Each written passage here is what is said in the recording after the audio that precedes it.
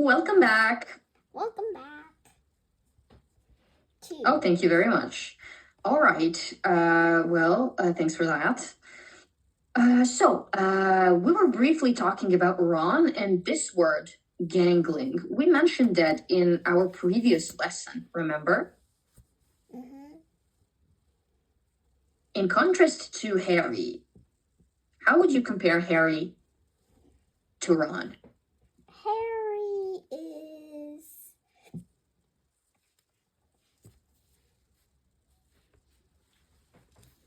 smart and he's also very famous.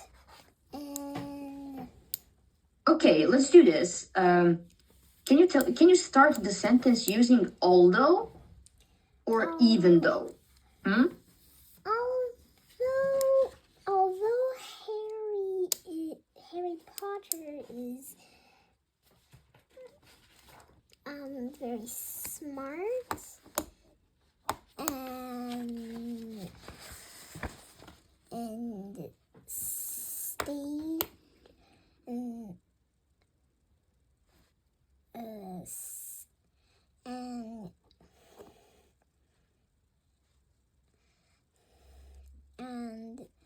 Think of something that Harry is not very good at.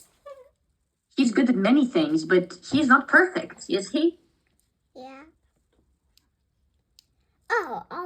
So. Although Harry Good, okay. doesn't really understand magic at first.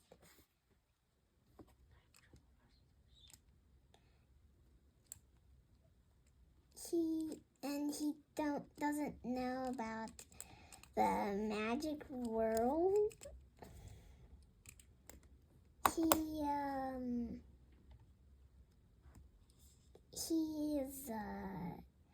He figured it out very soon. Very quickly? Yeah, very quickly. Okay, I like the usage of that conjunction. Very good. We explained both of these words in our previous lesson, so we don't really need to waste a lot of time and spend a lot of time on this. We discussed both gangling and disgruntled. Tell me, how does the word gangling make Ron feel more relatable than a perfect hero? This is a very good question. Does this question mean, how does the word gangling make Ron feel more like a perfect hero? No, it means this. I feel more related to someone who is not perfect. Because why? Why do I feel more related to someone who is not perfect than to someone who is perfect?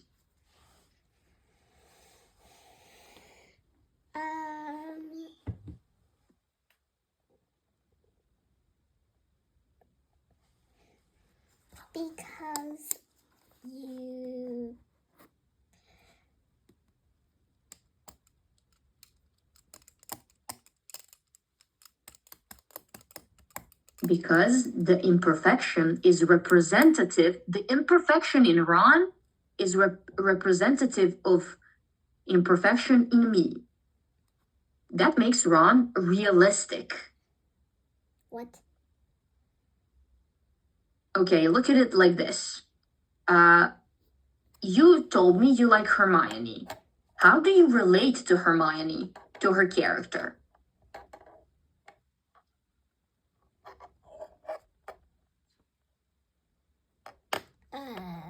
She's smart. And so are you, right? Yeah. So you feel related to her in the way that you're both smart. Okay. And Ron is not very perfect. He's very awkward. Yay. I guess you can say that. And what makes readers feel more related to him? So why is he more relatable than maybe a perfect hero like Harry Potter? Because, like, he's higher than Harry Potter. Okay, but he's more realistic than Harry Potter, right? In real life, people tend to be more imperfect than perfect. Oh, yeah. Very good. So that's what we're looking for. He is relatable because he is not perfect. And many kids, they don't really feel perfect. That's why they feel related to Ron. Oh. Okay. Okay. Very good. Okay, nice grasping of that. Moving on. Are we ready to move on? Look at this. Who do we have on the next page? Hermione. Yes. Okay. Look at this beautiful little young lady. So, at the top of your head, when you think of Hermione, what are some words that come to mind? She's kind of judgy. She likes to be like, I'm perfectly perfect. Thank you very much. Yes. True, true. But as we determined just now, nobody is really perfectly perfect, are they? No. Very good. But why do you think that people like to show that they're perfect even though they're not? What that makes them look like?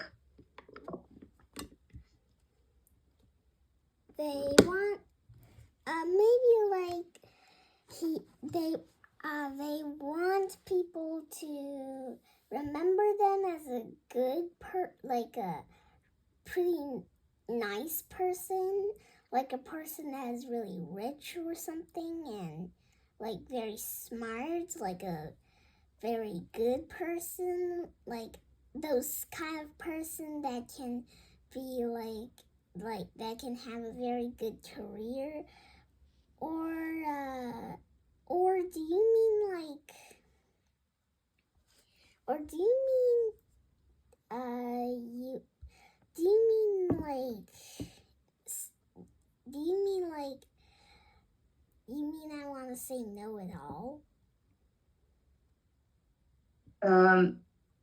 Yeah, I was just talking about the context. What makes people feel? Why do they feel better if they fake their perfection?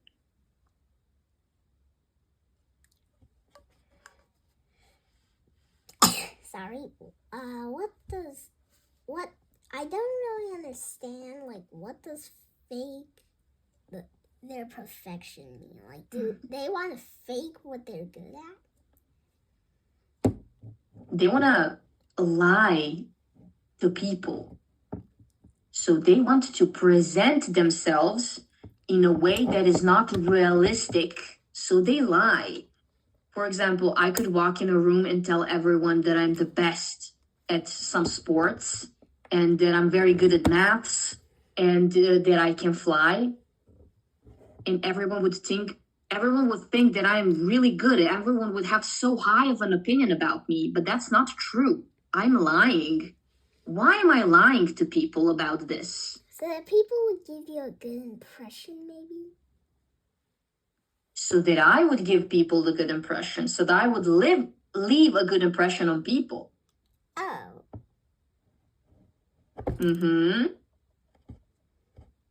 How would you leave a good impression on someone? I would just perfectly normal, thank you very much. Okay, and do you think that that would be impressive to people?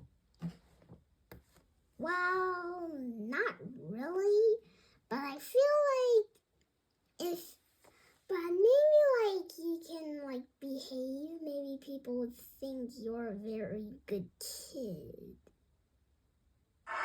Yes, and that is very important. Uh, being who you are is always more important than what people think of you. Now, tell me, are you a know-it-all? Not really. And is Hermione a know-it-all? Yep. How do you know? Because she's kind of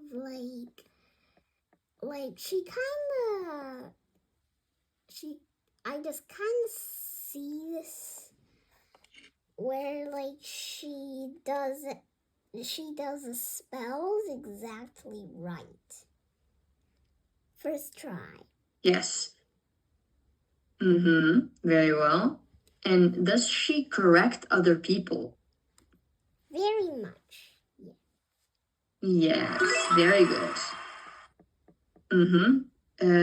So we established that Hermione actually is a know-it-all, but that doesn't mean that she isn't smart. Quite on the contrary, that means that she is really intelligent. Would you agree? Yeah. And in the group, is she smartest out of the three? I'm pretty sure she is the smartest out of the three. And who would be the bravest one? I think the bravest one would be Harry Potter, and the weirdest one would be Ron. Perfect. I like that. Okay, so now there are some words here that I want to focus on. Do you know what this word means? Read the full sentence.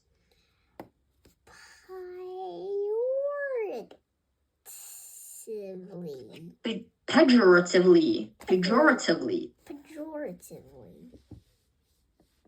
Yes.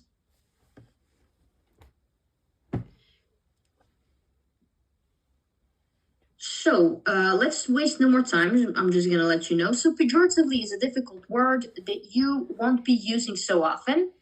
Pejoratively is used as an insult, okay? Something we say in a bad way. Oh. Okay. For example, this word is used pejoratively. It's used to talk about someone who likes to seem very smart. Yeah. So many insults are just pejorative words. Because when we want to insult someone, we use pejorative words. How do we read this? Pompously. We read it as pompously, probably. It is pompously. Very well, young lady. So when we speak pompously, we speak pretentiously, like so highly of ourselves. Do you speak pompously?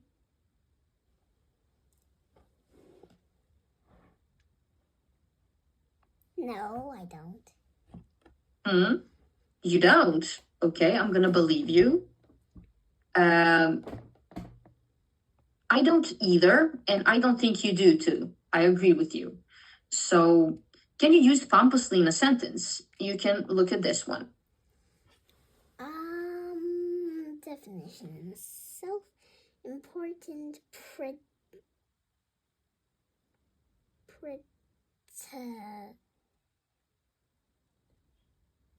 pretentious manner. Pretentious. So someone who likes to talk about themselves in a very high way, like they're the best. Oh, so you want me to make an example of pompously? Yes, exactly. Okay. Like, for example,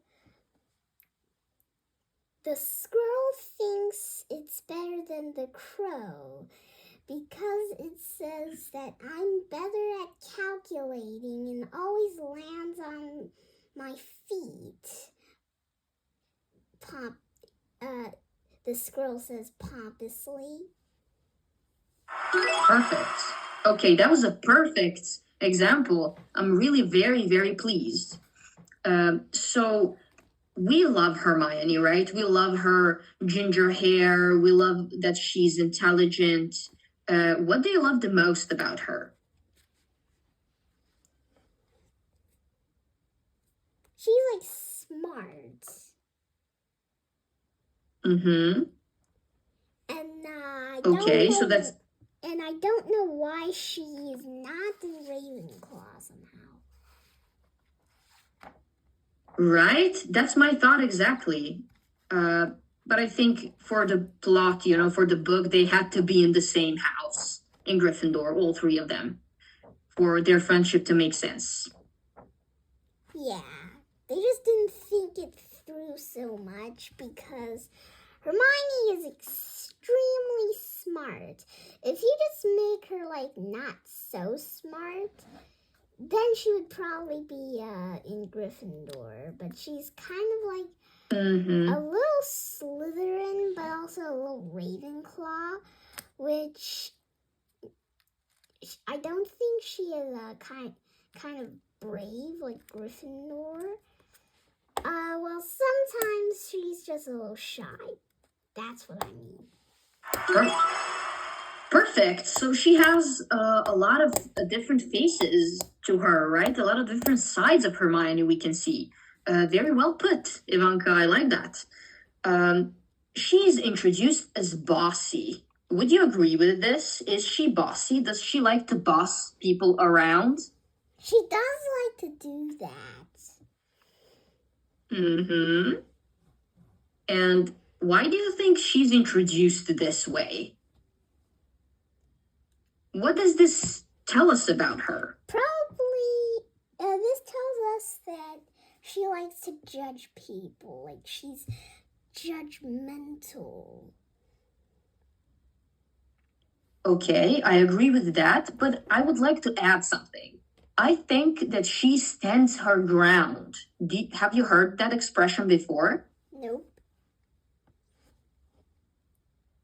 Stand your ground. Stand your ground means that you firmly believe in the words you're saying and you stand behind them. You stand behind what you said.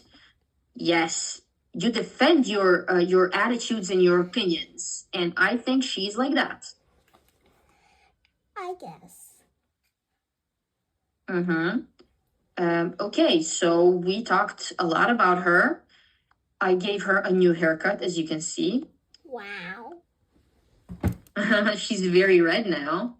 And now we talked a little bit about this young man in our previous lesson. Can you tell me, when talking about him, what is the first thing that comes to mind?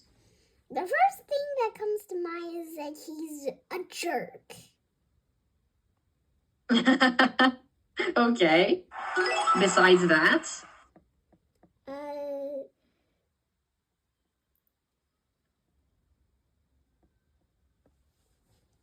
Besides that, he also looks like somebody that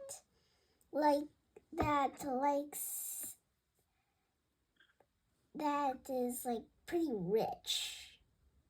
Because first of all, he's blonde, and second of all, I know 9 out of 10% of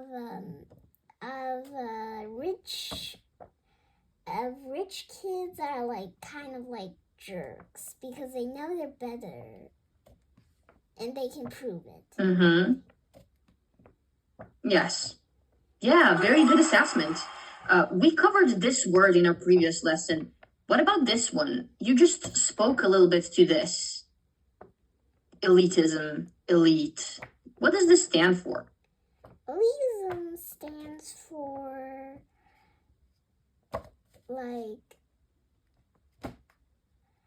the belief that a society should be led by an elite group. Yes, and is this word undermining other groups of people that are not elite? No, probably. Yes, it does. So it undermines every other group that is not elite. As we know, yes. So elitist people think that they're the best, and everyone that is not like them is not good, is bad. Oh. So, do you think that Draco thinks he's superior to everyone else? Yeah, I think a little bit. Mm-hmm. And is he really? Yeah, a little bit. How is he superior to other people?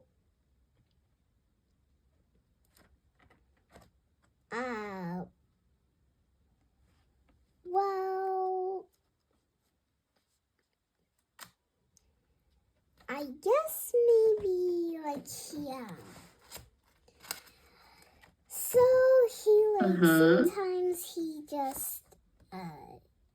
just kind of bullies Ron too, because Ron is like not elite. Like Ron is a little bit poor too, because they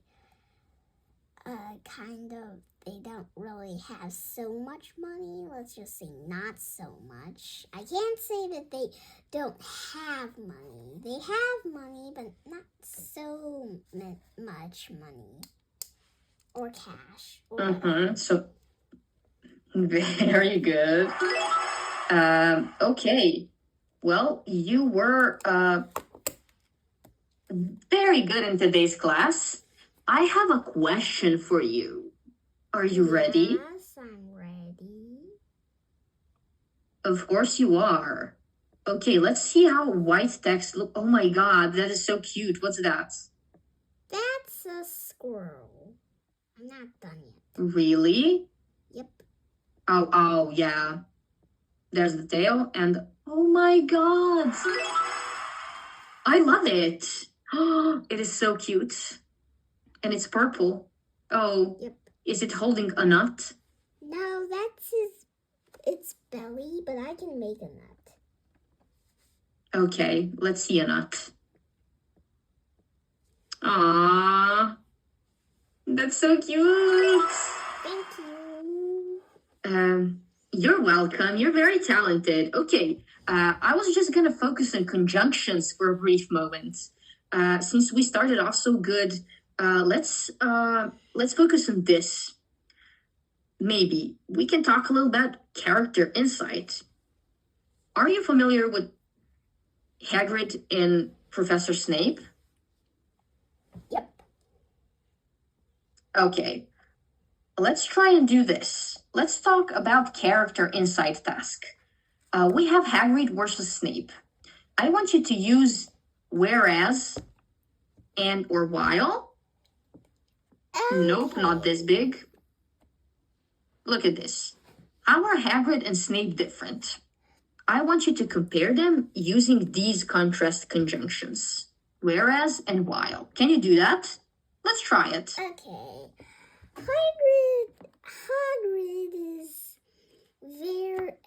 Hagrid is very tall and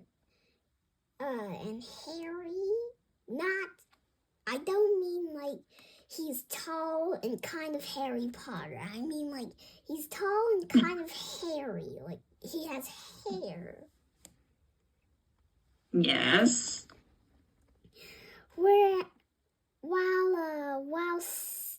While Severus Snape is thin and slick.